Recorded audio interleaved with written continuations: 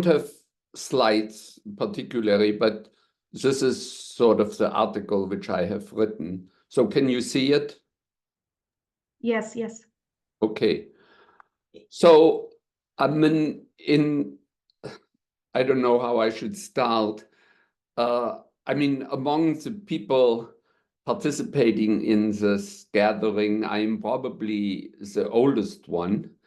And based on my age, what annoys me today is that everything is AI, and some people pretend that AI has just appeared in the last few years, and it's used in a very undifferentiated way, and also somewhat we don't have to kind of have the whole history, but among people in doing AI research, in general, it was a meeting at the Dartmouth College in 1956, which was sort of the birth of AI. And from the very beginning, there were right away this differentiation between should AI replace human beings or should AI empower human beings? And so in my contribution, I said that AI and humans would be to empower human beings, whereas AI versus human would focus on the replacement of human beings. And that was from the very early on, these were two different schools of thought, and the AI and humans aspect, for example, led to the development of human-computer interaction as a discipline. And we were also particularly interested in distributed cognition, saying, well, what can the computer do and what can the human do? Now, saying this was our primary interest, I mean, AI versus humans as being automated systems, there are automated systems which have their place. So if some of you may watch professional tennis sometimes, over the last 2-3 years, the line judges have completely been eliminated to call whether a ball is in or out. And so I think this is an application where AI can do the job and probably can do it in this very specific, very narrow defined context better than humans. And so while my primary interest is on AI and humans, there are applications of AI versus humans, and the term which Anders used, intelligent augmentation, was created in the late 60s by a researcher called Douglas Engelbart, and it has continued to be still differentiation today.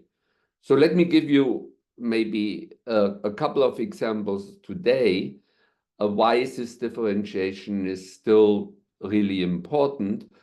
I mean, with respect to self-driving cars, this is an AI versus humans. Humans would not contribute to the driving anymore.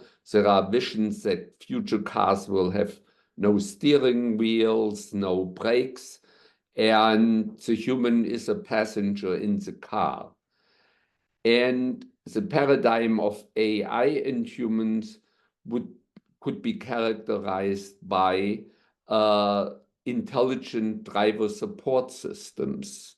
So the human plays a central role, but it is supported by the artificial intelligence component which modern cars have.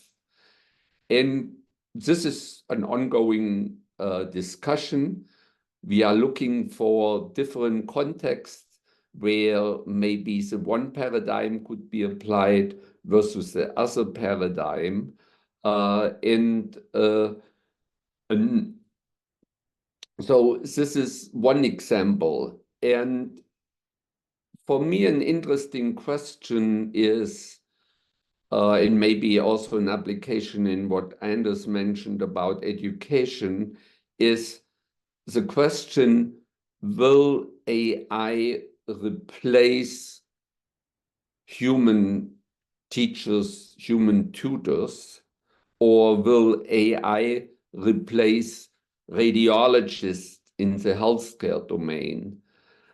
What I believe, to me, that's not the most interesting question. The most interesting question to me is, will radiologists and teachers who use AI replace radiologists and teachers who do not use AI?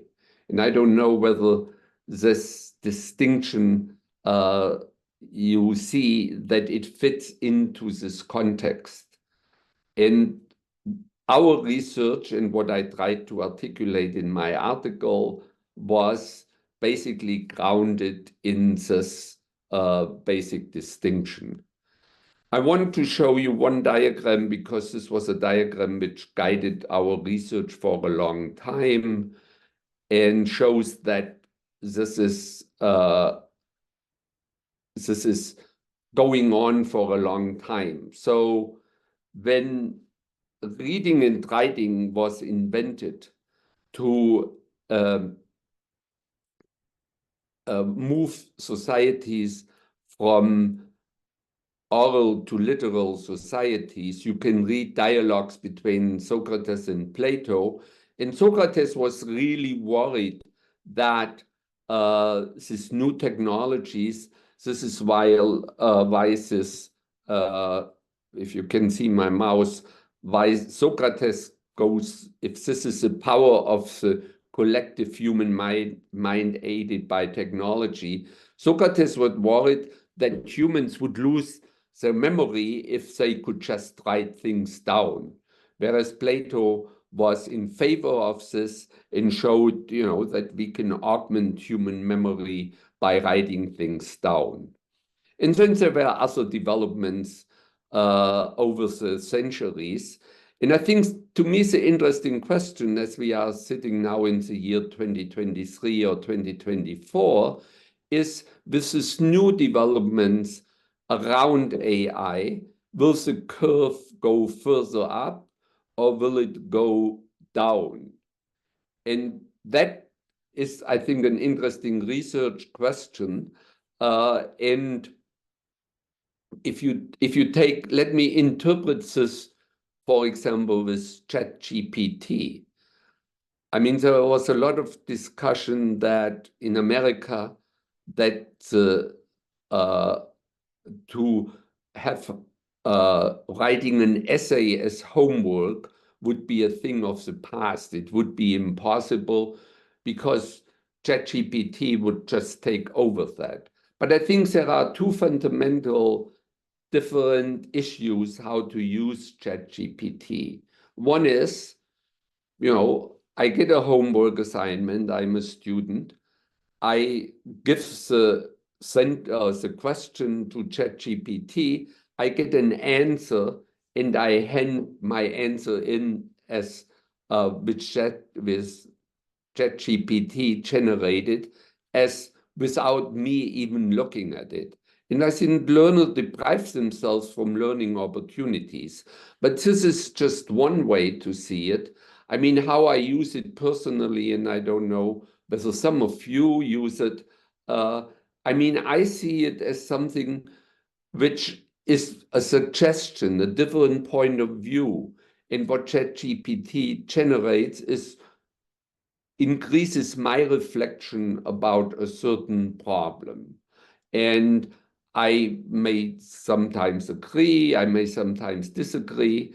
And so these are the two fundamental distinctions applied to the current development, which has created a huge attention in all kinds of domains, from media to education and so on.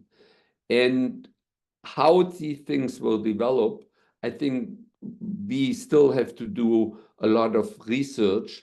But the distinction between AI and humans and AI versus humans serves as a framework to understand or differentiate this. So this was, I would say, sort of the main aspect which I wanted to explore. And in the article, there are more examples how this can be illustrated in different contexts. Thank you, Gerard. So we have now a time for discussion or questions. Anyone from the audience wants to pose a question or comment?